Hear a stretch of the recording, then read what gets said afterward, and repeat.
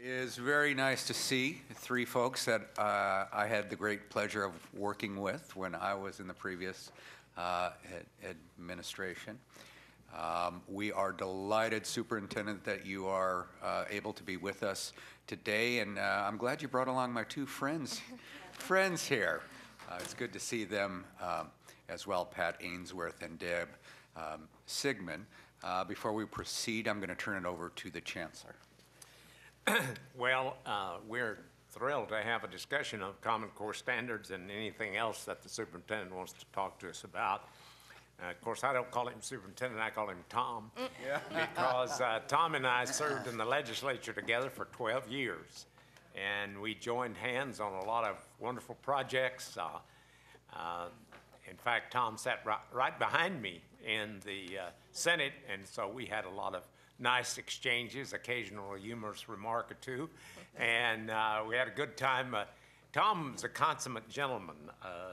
I think in all the time I served with him, I never saw him get angry at anyone. He just was always sort of one of those great legislators and carried a lot of bills. And he was also our fitness guru. He was the one that kept encouraging us to run and bicycle and do all those good things. And he did it not by so much his preaching as by his example. In fact, I even remember one time you were out running and a bee got down into your throat and you had to go to the emergency room. But he kept running, and and speaking of running, he ran very successfully, not only in his own district, but he ran statewide and was elected as our superintendent of public instruction. So, Tom, it's great to have you and your two colleagues here today. Well, thank you so much. I'm delighted to be back. President, Board of Governors, and my good friend Jack Scott. Is really delightful to be back, and a lot of work has gone forward since we met in January, and I'm pleased to see the progress. We have a lot at risk, a lot to work on, but I'm confident that with the kind of cooperation, the kind of sharing and partnership that you have led, Jack Scott and Scott Himmelstein, we will get to the right place to meet our goals. So I'm very delighted to be here. Jack, of course, is a great storyteller. I love listening to Jack's stories and a rich history, and we share a lot of reading material. So I've actually just been reading another author, 10 books, historical novels, that I'll have to do some exchange with Jack. And he is a bicyclist, you know, too. He's fit in all-round capacity, and he's out there. I see him often on the trails in the morning early on the American River Parkway. But we have trails to travel together here in this partnership.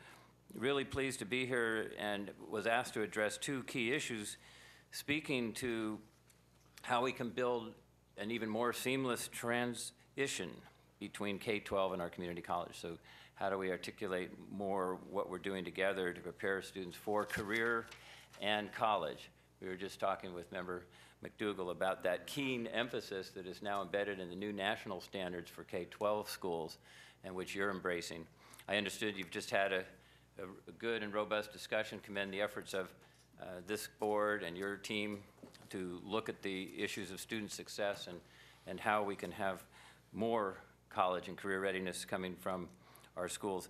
And of course, the other issue that Jack asked me to comment on was the Common Core implementation. How do we get there with freezes on textbook spending, flex in a number of areas that are challenging, to how do we advance the Common Core standards at a time of very, very tight budgets. And of course, of the joint issues we have to work on together, convincing the public even more so of the value of the services we're providing. You're reaching 2.75 million children. In the K-12 system, we're reaching 6.25 million children. The voters, however, of California, see if you know the answer to this question, what % of the voters of California do not have children in the K-12 schools? Pretty big percent. It's 70%. Yeah.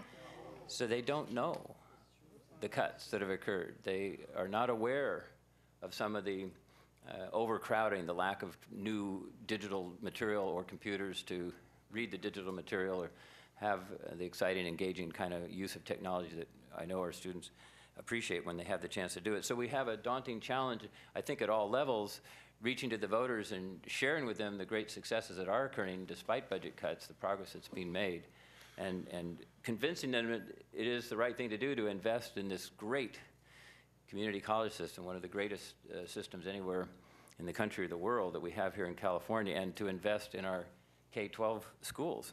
And so we have those daunting challenges of a quarter of our children in the K-12, that 6.2 million children, a quarter of them are growing up in poverty. A quarter of them need subsidies to help with their lunch. A quarter of them need health care.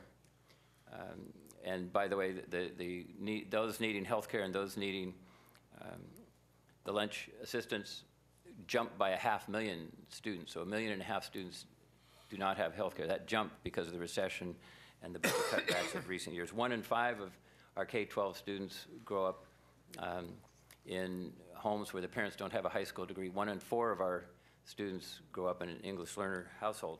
So we have these kind of diversity of needs and depth of needs, and yet we have a system that is shaping with your direction in student success, and a document that we put forward with a team effort and a task force of education and business experts. It's called the Blueprint for Great Schools. I think we know how to get there. We know the right goals. You're setting them out for the community colleges. We're setting them out for K-12. We know we need to articulate and work very closely together. We know we need more money. You've suffered great losses in the past few years, doubling of your fees. K-12 has lost about $18 billion in the last 4 years, about 20 to 25% of the funding of the K-12 system. So we need, as we are doing, working together to convince the legislature and the governor to protect our funding and to convince the public that it's time to invest again in education and set it at a higher priority with higher funding. We know at the same time we face the daunting challenge of having more students prepared for the jobs of the new economy. We know that 80% of the jobs in the new economy are going to require STEM, going to require technical, science, math backgrounds, solid backgrounds to enable our students to fill the needs of the new economy jobs and to have the prosperity and good things that come with having those jobs. And we know that if we don't change course and enact the kinds of goals and kinds of action steps that are outlined in our Blueprint for Great Schools, K-12, and your plans, we would be short 1 million college-educated students by the year 2025. You know these numbers as well as I do, but I think it's important just to emphasize that that's a challenge there, to have more of our students be career-ready and college-ready so they can go right forward, and you're a key bridge to that success. The Blueprint for Great Schools, I'll just touch on lightly. I appreciate Chancellor Scott's being part of our effort.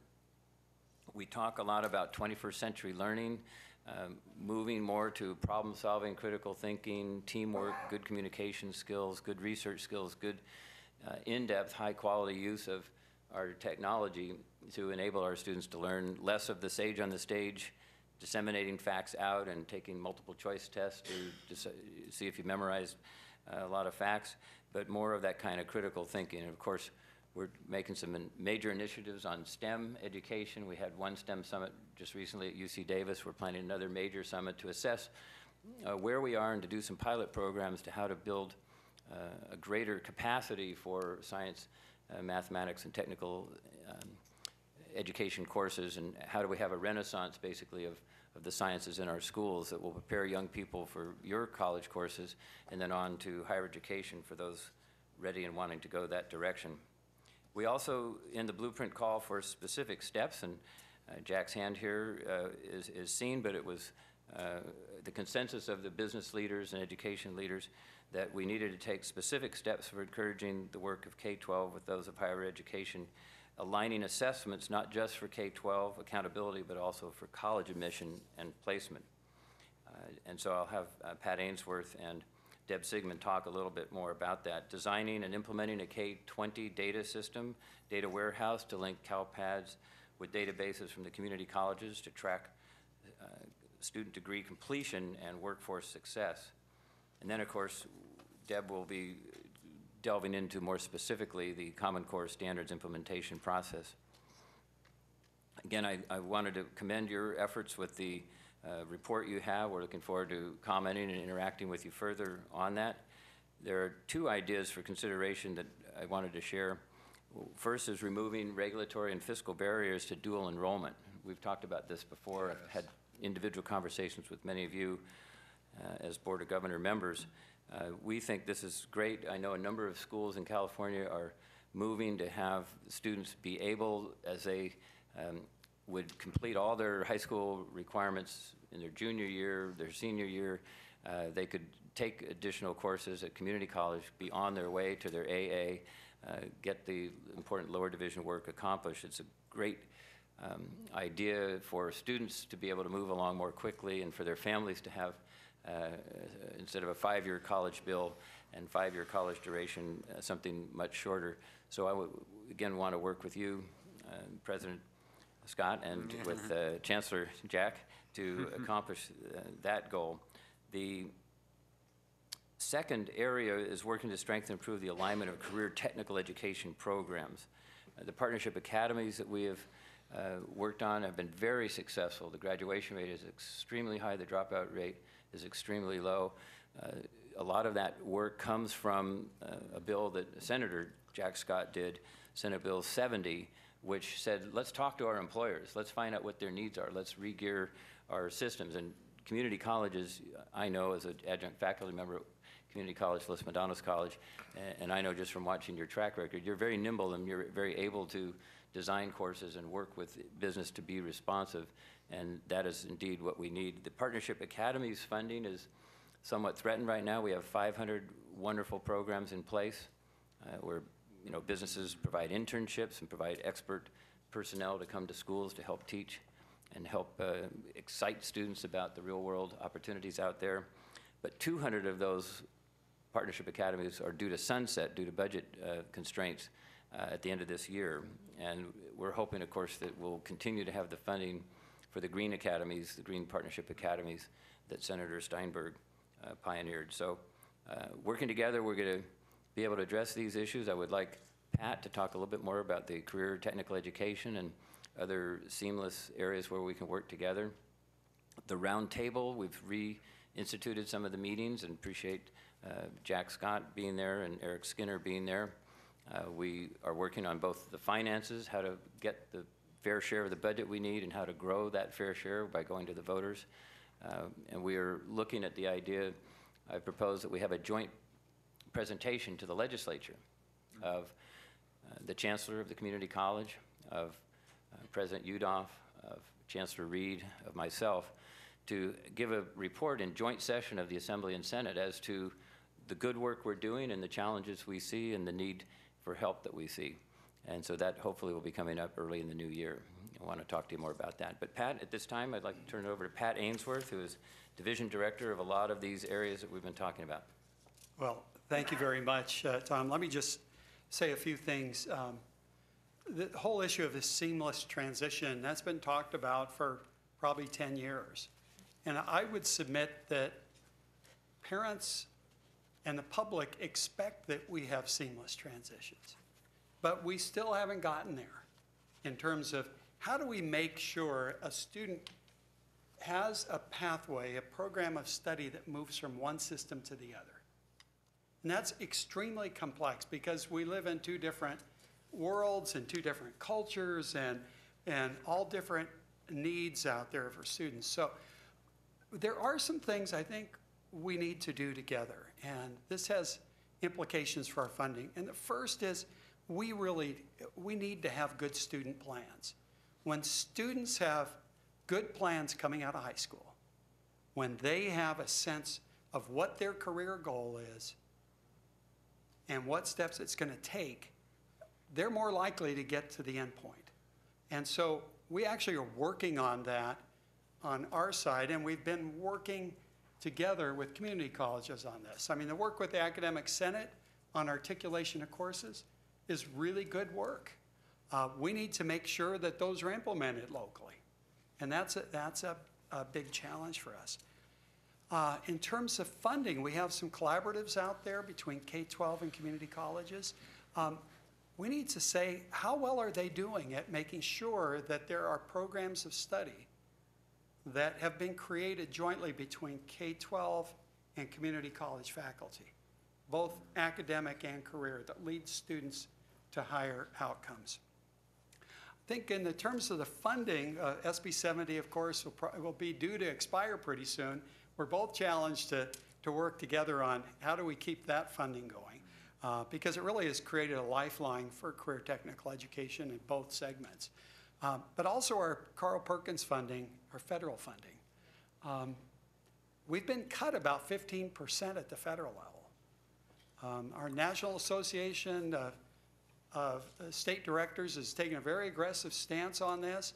And in fact, I'm happy to report that both houses of Congress have us flat funded for now, which means we aren't cut, which is a huge step forward. I think people are starting to realize that the Perkins funding are key to the country's job agenda. From that point of view, I think part of the seamlessness needs to be at the state level. What are our economic development goals? And what are we going to do as a state, together with the governor's new Office of Economic Development, together to make sure we create a pipeline, not just solve the existing jobs program, but the long-term jobs program, create those ladders to success. The other thing I think we need, and Tom mentioned it, but it's a data system, a longitudinal data system, so we can better research what works in making and helping students along that track. I'm happy to report that we're working on another application. Our systems have taken joint efforts together to create memoranda of understanding between all of the partners. I think we're better positioned this time. We will be submitting an application for the latest round of funding to create this data system, and I'm hoping we can get there. The data system not only describes the P20 linkage, but also interfaces with EDD and the employment data that we can really say what happens to our students. One last comment. When Tom came into office, the language was always career or college and career readiness. And from the first day in office, Tom's team were talking about career and college readiness. And the sense has been that isn't college a part of career readiness? Isn't it part of that continuum of career readiness? It's really a means towards an end. And so I think that's really changed. It's been noticed nationally that our state has taken a lead in saying that we need students to go to college, whatever that is, advanced training, to make sure they get the higher outcomes. But there's a destination of a career at the end. So I think, I also want to say that your recent appointment of the new Vice Chancellor, Vaughn, has brought new energy in the career tech ed area. We've seen new opportunities to work together, and I can't tell you how that has changed the relationships at the staff level. And I think that's going to pay big dividends across both of our systems. So. Thank you, Pat. And Deb Sigma, you know, is a branch chief for a very important branch that deals with the implementation of core standards and data systems. Thank you, Superintendent. It's a pleasure to be here this morning. And I did want to give you an update on our work together as we move forward towards transitioning to the Common Core state standards. And if there was ever an opportunity for us to do joint work and to actually move toward that seamless transition, I think the Common Core presents itself in that way. The department has been working since the adoption of the Common Core. The State Board of Education adopted the Common Core in August. And we have been working despite some challenges for us, not the least of which is that there is a prohibition on the board and the department from moving toward new textbooks, having a textbook adoption. So that is a challenge for us that the superintendent is very mindful of, and so we're trying to work through that legislatively. We did have some legislation passed this year, AB 250, sponsored by Assemblymember Brownlee, authored by Assemblymember Brownlee, sponsored by the superintendent, to move forward with curriculum frameworks so that we can update our frameworks in terms of the Common Core around English, language arts, and math. So we look forward to working on that, as well as doing some supplemental bridge materials for our folks in districts that have our prior adoptions, but looking at providing some supplemental materials so that they can bridge that gap. We are working with many of your staff, Sonia Ortiz Mercado, as well as Linda Makalowski, Eric Skinner, and Patrick Perry. All attended a meeting that we held to make sure that the community college staff, as well as UC, as well as CSU, were updated on our implementation of the Common Core standards, as well as the implementation of a new assessment system. The state of California, with a joint MOU between the superintendent, the governor, and State Board President Kirst, decided in June of this year that California would be a governing state with the Smarter Balanced Assessment Consortium. We think that that is another prime opportunity for us to work with the community colleges as we move forward to a new assessment system that we are very hopeful that gets to some of those skills around college and career readiness that are not particularly doable with a multiple choice test. So we look forward into moving forward in that new assessment system. We currently are participating in a state national collaborative around implementation of Common Core. As you know, about 45 states adopted the Common Core, and so this is work that we hope to be able to learn from our state partners and how they are transitioning to the Common Core in terms of curriculum, professional learning, assessment, and accountability systems. And we have the good fortune to be partnering with your community college staff in that effort. And so we will be traveling to San Diego next month to work with our state board executive director, myself, and Sonia Ortiz Mercado, and CSU representative, and Patrick Gainsworth, to really talk about how we can transition our Common Core standards between our K-12 and our community colleges. As you know, many of your colleges voluntarily participate in the early assessment program, and that has been very successful. That was a joint effort between CDE and the board and the CSU system. The community colleges have embraced that, and we want to make sure that continues, and that's another opportunity for us to work together to make sure that we transition the Common Core seamlessly, that we provide an assessment system that can continue to do the work that the early assessment program now does. So we believe this is an opportunity, really an unprecedented opportunity for us to work with you as we move forward to make that transition, that seamless transition for students. Thank you, Deb. And, one footnote to that good report is we're also working on the science standards, on the national science standards, and I applied that California should be considered, and we're one of 20 lead states. We are putting together a committee that will be interacting with the draft of those standards, and we want to have representation. We'll invite representation from the community college board here and any experts you want to have in your science curriculum area that could help us review those standards that are nearly ready to send out for comment and review. And of course, that will be another major effort that'll help us align career readiness and college readiness and looking at what do we need in terms of science that's different than 10 or 15 years ago when we last went through the standards development. So we're here to answer questions, so glad to be here to be partnering with you, and thank you, President. Great. Thank you. Board members, comments or questions? Member Azumi.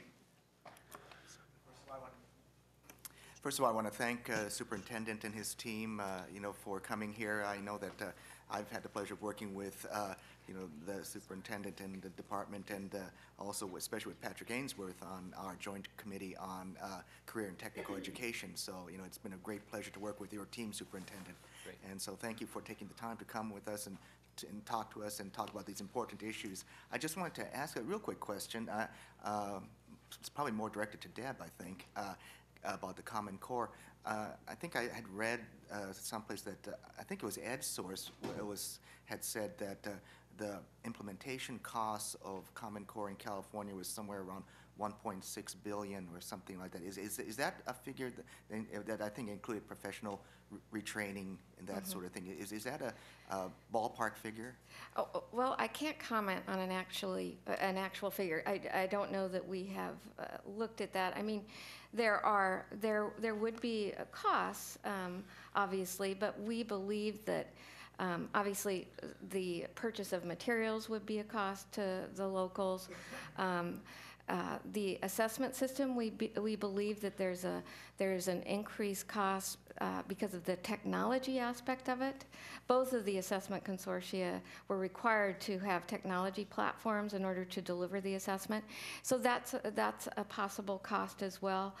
And certainly around professional development, that doesn't come for free. But the good news is, and I think it's important to share this with you, as we go out around the state building awareness and disseminating information to our locals, the good news is that to a person, everyone is very excited about the movement to the Common Core. They believe that this is the next step in making sure that our students achieve and that the outcomes are better for all students.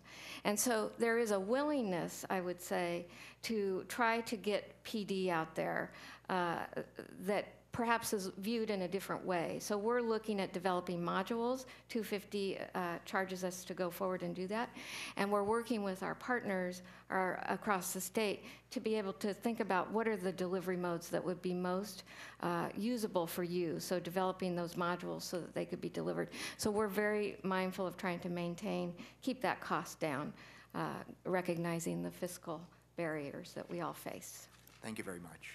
And I'll add, if I may, Mr. President, just two other parts, or to emphasize something that Deb just said, that there are supplemental materials that the department is reviewing to align to the new standards, so that the curriculum companies, the publishers are aware of the need and are developing the materials. We're going to go through and clear the ones that do align and show how they meet each of the strands of the standards as we go forward.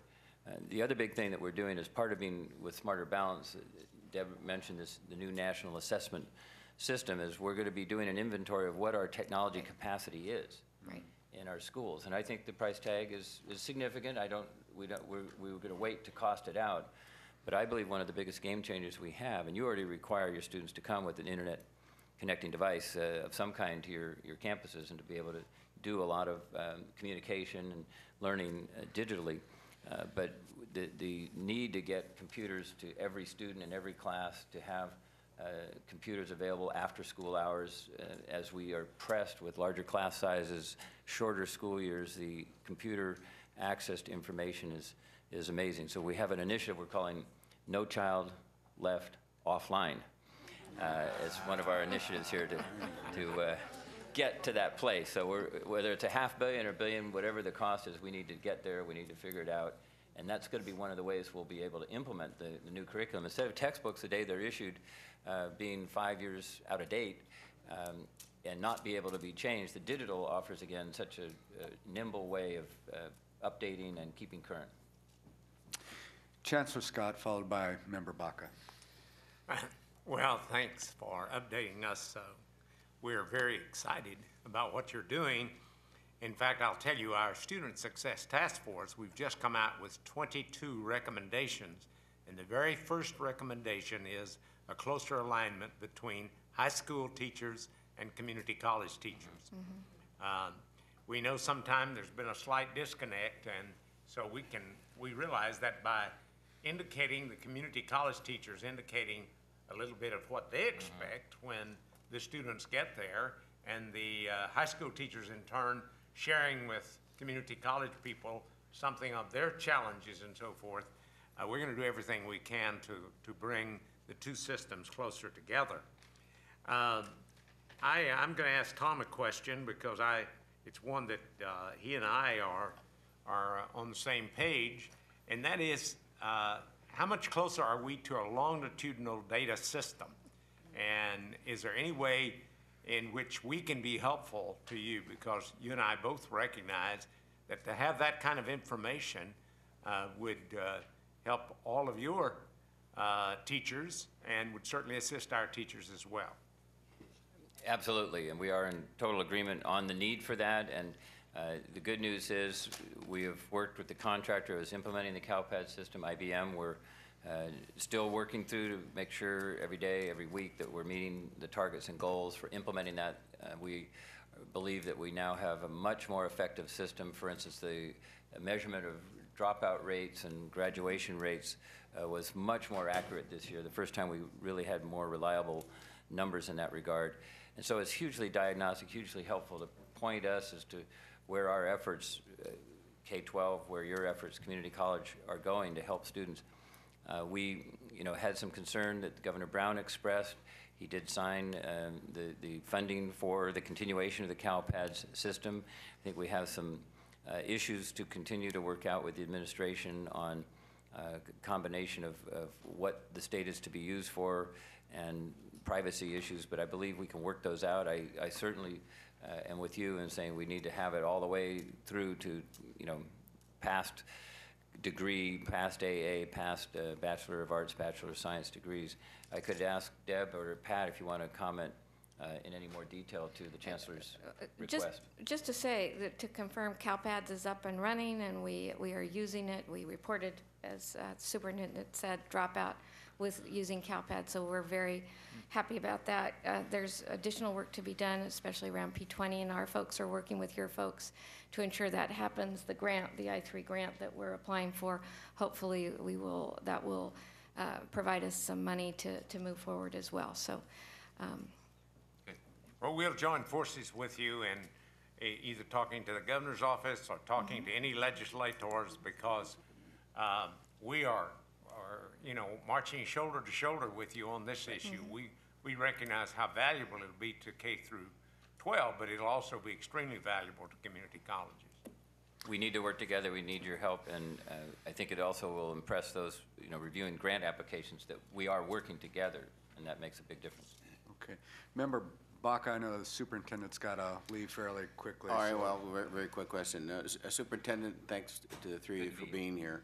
And we're very fortunate that you and the Chancellor have such a close working relationship, and I think that provides a lot of optimism for us to be able to work in the coming year.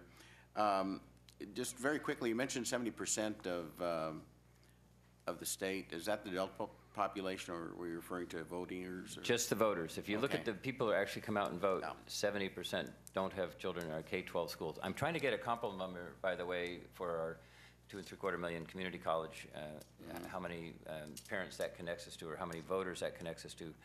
But it's a pretty startling number when you think about it. It is. Yeah. I was wondering if maybe briefly you could give us your thoughts on adult schools and.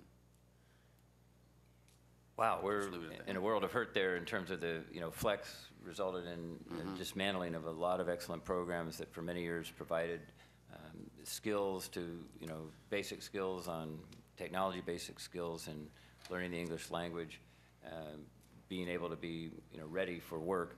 So it's been disheartening to see that as a consequence of these budget crises, and there's an impact. Your Chancellor's reminded me continually, and we're sort of fretting about and figuring out how to deal with it, the impact of those students who can't get the courses they need in an adult ed school. They're joining the students who can't at UC or CSU get the courses they need, and they're all coming to community college saying help.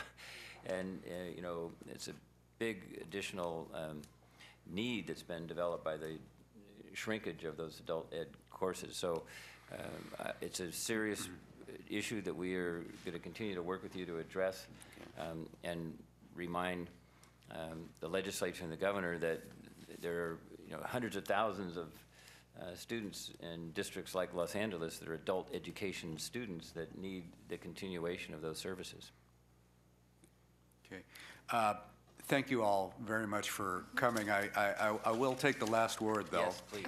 In that, Superintendent, this is something that you and I have talked about, and our board has identified as a goal, and I think we're on the same page when you talked about trying to figure out and/or eliminate the budgetary and the regulatory issues around concurrent enrollment or dual enrollment. And I would like to propose at some time, we obviously know there are huge fiscal issues and other issues here, but that doesn't give us the excuse to say, why can't we sit down and figure out what the formulas could be if there was a time that we could accommodate more dual enrollment. So at some time, I'd like to propose that,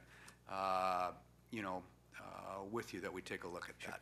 Well, let's just say right now, let's commit to doing a working group together, because I've actually talked to a number of superintendents who are about to launch projects. One I just met in San Bernardino yesterday, San Bernardino County, that is wanting to launch something that their goal is to have every one of their high school graduates have 1 or 2 years of community college under their belt, and hopefully the AA in hand. So we need to really work this through, because I think it's a winner for the public. They see that as smart. They see that as an efficient use of resources, and we just got to figure out how to get over the turf regulatory budget issues to get there. Understand. Well, I will take you up on that and Yes. contact your able staff here and get a working group to really focus on that that. would be I great. appreciate that. Thanks Thank a you. lot. Thank you, President. Thank you, Chancellor. Thank you.